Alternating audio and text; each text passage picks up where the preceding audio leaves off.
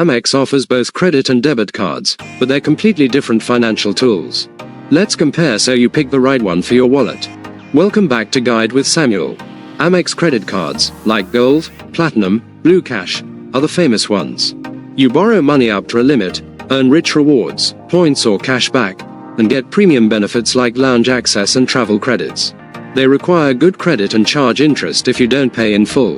Amex debit cards are linked to a checking account, like the Amex Rewards checking account. You spend your own money. They may earn a small flat rewards rate, like 1x point per dollar, but offer none of the premium travel protections, insurance, or high multipliers of the credit cards.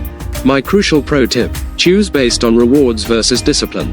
If you want travel perks, luxury benefits, and can pay your balance monthly, get a credit card. If you need to avoid debt and are okay with basic rewards from your checking account, consider the debit option. They serve different masters. Pick the tool that aligns with your financial goals and habits.